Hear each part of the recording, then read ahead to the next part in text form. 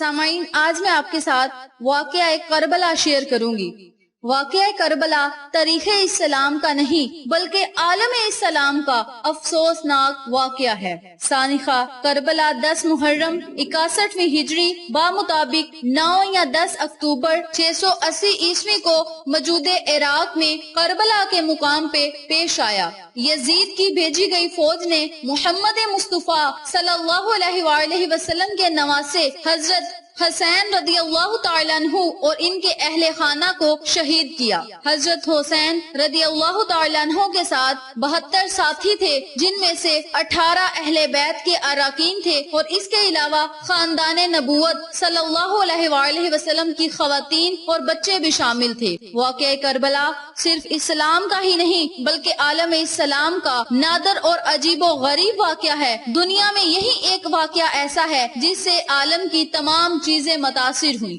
آسمان متاثر ہوا، زمین متاثر ہوئی، شمس و قمر متاثر ہوئے، حتیٰ کہ خود خداوند عالم متاثر ہوا، اور اس کا تاثر شفیق کی سرخی ہے جو واقعہ کربلا کے بعد سے افق آسمان پہ ظاہر ہونے لگی۔ یہ وہ غم انگیز اور عالم افرین واقعہ ہے جس نے جانداروں اور بے جان کو خون کے آنسو رلایا۔ اس واقعے کا پس منظر رسول اللہ اور اولاد رسول کی دشمنی ہے۔ یزید نے نواسہ رسول کو شہید کر دیا اور وہ یہ سوچتا تھا کہ اس ظلم سے عرب کے سارے لوگ میری بیعت کر لیں گے، میرے سامنے سر جھکائیں گے، کوئی بھی حسین کے بعد میرے خلاف سر نہیں اٹھائے گا۔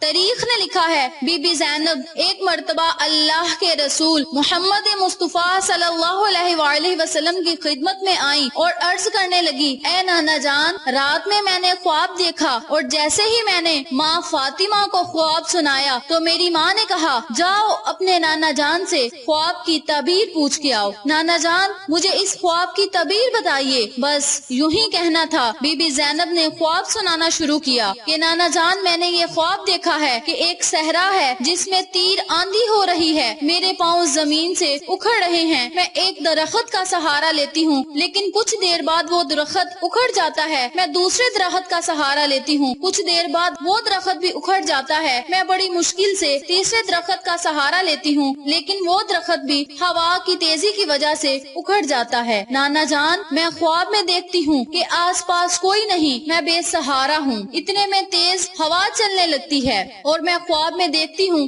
کہ کہیں سے لوگ آتے ہیں اور مجھے پتھر مارتے ہیں۔ اے نانا جان، بی بی زینب خواب میں ابھی یہاں تک ہی پہنچی، رسول اللہ کی آنکھیں نم ہونے لگی اور آپ فرمانے لگے، اے زینب، تیرے 3 سہارے ہیں، تیرا بابا علی، تیرا بھائی حسین، تیرا بھائی حسن، تو اپنی آنکھوں سے ان تینوں کی شہادت دیکھے گی۔ اور ایک بیان میں، یہ تیز آندھی میری امت کا ظلم ہے، جو ظلم میرے بعد میری اہل بیت پر ہوگا۔ اے زینب، تمہارے تینوں سہارے ختم ہو جائیں گے۔ اے زینب، اس وقت اللہ کے لیے اللہ کے دیے ہوئے صبر میں سے صبر کرنا، اپنے نانا کے صداقت اور اپنے خاندان کی شراکت کو بلند رکھنا، کیونکہ تیرے ہی خطبوں نے اسلام کو بچانا ہے۔ بی بی زینب زوروں کی طرح رونے لگی اور اپنے نانا کے قدم چوم کے فرمانے لگی، اے نانا جان، آج زینب کا آپ سے وعدہ ہے کہ اللہ کے دین کے لیے میں ہر سختی کو برداشت کر لوں گی، ہر مصیبت پہ اللہ کا شکر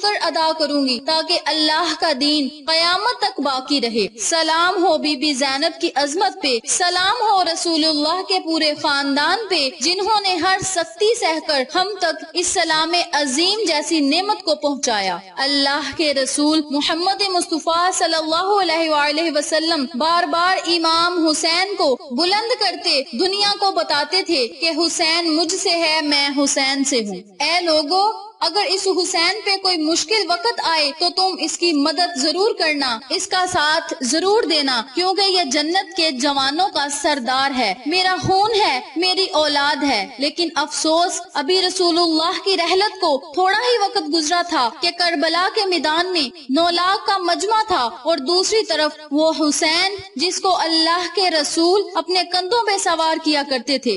امام حسین اپنے نانا کی امت سے بار بار کہتے رہے، کیوں میرے میرا راستہ روکا ہے؟ اے لوگوں پہچانو میں تمہارے ہی نبی کا نواسا ہوں۔ کیوں 3 دن سے میرے بچوں کو پیاسا رکھا ہے؟ کیوں میرے عزیز و قریب کو شہید کیا ہے؟ بتاؤ کیا میں نے رسول اللہ کی شریعت میں تیرامین کی ہے؟ کسی انسان کا حق کھایا ہے؟ کسی انسان پہ ظلم کیا ہے؟ اس لیے آل محمد کو شہید کر رہے ہو؟ اتنے میں فوجی یزید ایک آواز میں کہنے لگے، اے حسین، ہم سب تجھے تیرے بابا علی کے بغض میں شہید کریں گے تاکہ یزید ہماری جھولیاں دولت سے بھر دے۔ امام حسین علیہ السلام نے فرمایا، اے لوگو، آج اسلام کا علم ہاتھوں میں بلند ہے، علم میرے بابا علی نے بلند کیا۔ خیروں صداؤں میں اگر علی نہ ہوتے تو اسلام کی فتح ناممکن تھی۔ وہ علی جس نے پوری زندگی اسلام کی تبلیغ کی، حق کو بلند کیا، رسول اللہ کی حفاظت کی، آج اس علی کو یہ اجر دے رہے ہو۔ اے لوگو،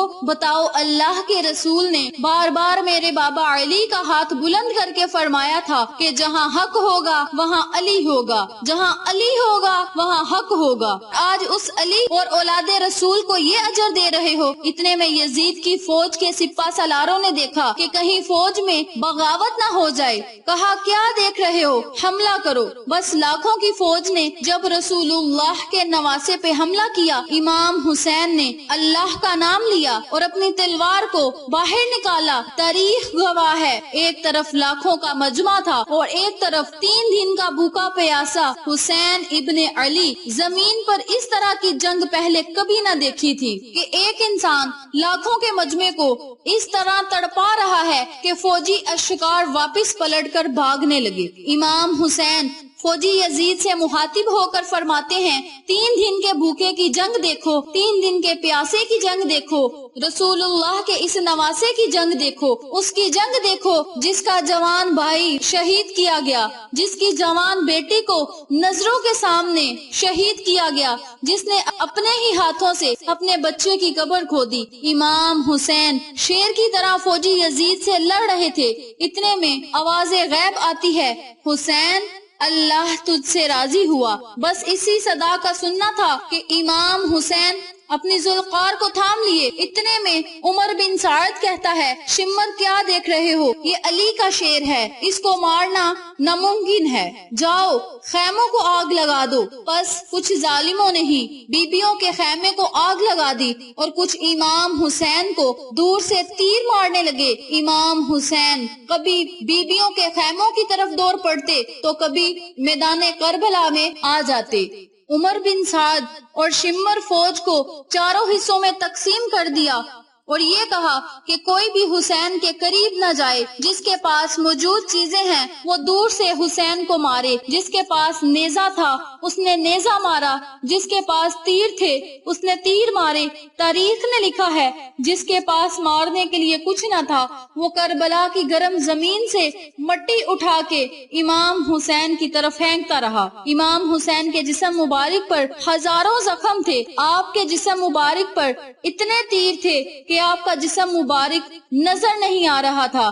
بس جیسے ہی نواسہ رسول گھوڑے کے سمر سے زمین پر آتے ہیں، فوجی یزید جھومنا شروع کر دیتی ہے، لیکن اتنے میں وہ گھوڑا جس پر آپ سواری کیا کرتے تھے امام حسین کے چاروں طرف گھومنا شروع کر دیا تاکہ ان تیروں سے میں اپنے آقا حسین کو بچا لوں۔ وہ گھوڑا کبھی ادھر اور کبھی ادھر ان کے آس پاس گھوم رہا تھا۔ اتنے میں عمر بن سعد نے کہا، اے لوگو رکو، میں نے اپنی آنکھوں سے دیکھا تھا کہ اس گھوڑے پر اللہ کے رسول سواری کیا کرتے تھے، کہیں تیر اس گھوڑے کو نہ لگے، اور یوں تیروں کو چلانا بند کیا گیا۔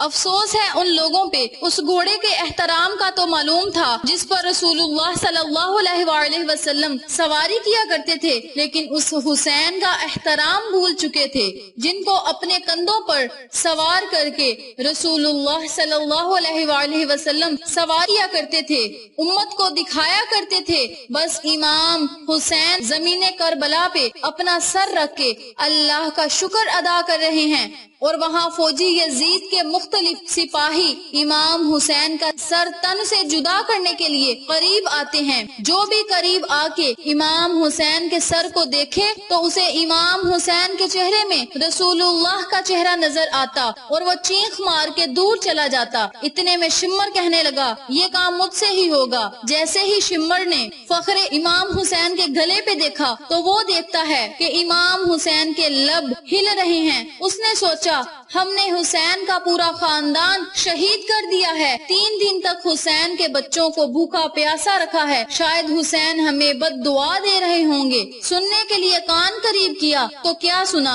امام حسین اللہ کے دربار میں اللہ کی نعمتوں کا شکر ادا کر رہے ہیں۔ اے اللہ تیرا شکر ہے، اس عظیم امتحان کے لیے تو نے حسین کو چنا۔ اتنے میں امام حسین نے آنکھیں کھولی، شمر سے کہا اے شمر کیا تو نہیں جانتا کہ میں رسول اللہ کا نواسا ہوں، جنت کا سردار ہوں، حق پہ ہوں، بے جرم ہوں؟ شمر نے کہا ہاں مجھے معلوم ہے۔ پھر آپ نے فرمایا تو کیوں شہید کر رہے ہو؟ شمر نے کہا تاکہ یزید میری جھولی دولت سے بھر دے۔ بس یہ کہتے کہتے شمر امام حسین کا گلا تن سے جدا کرتا ہے اور فوجی یزید مسلسل جھومتی رہی۔ امام حسین کا سر قلم ہونے کے بعد تاریخ نے لکھا ہے امام حسین کے جسم پہ جو جو چیزیں تھی ان کو توڑنے لگے۔ اتنے میں ایک شخص امام حسین کے جسم کے قریب آیا اور امام حسین کے ہاتھ میں ایک انگوٹھی تھی۔ انگوٹھی اتارنے کی کوشش کی تو انگوٹھی نہ اتری، وہ انگلی کاٹ کے انگوٹھی لے گیا۔ اتنے ظلم و ستم سہنے کے بعد بھی،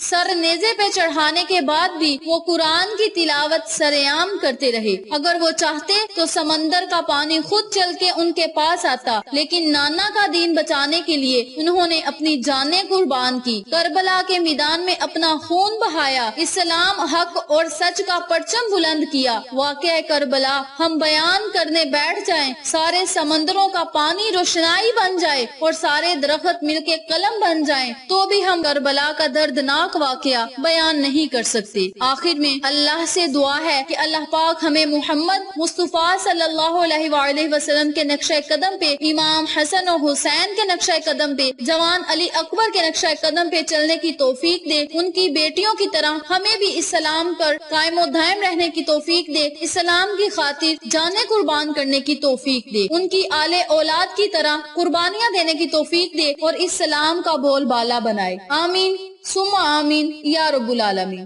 ویڈیو پسند آئے تو لائک کریں، شیئر کریں، چینل کو سبسکرائب کریں اور ساتھ موجود بیل آئیکن کو دبا کے آل نوٹیفیکیشن پہ کلک کریں تاکہ میری ہر نئی آنے والی ویڈیو کی اپڈیٹ آپ تک بآسانی پہنچ سکے۔ انشاءاللہ پھر کسی نئے وظیفے، اچھی معلومات یا کسی اچھے واقعات کے ساتھ آپ کی خدمت میں حاضر ہوں گے۔ تب تک کے لیے اللہ نگہبان۔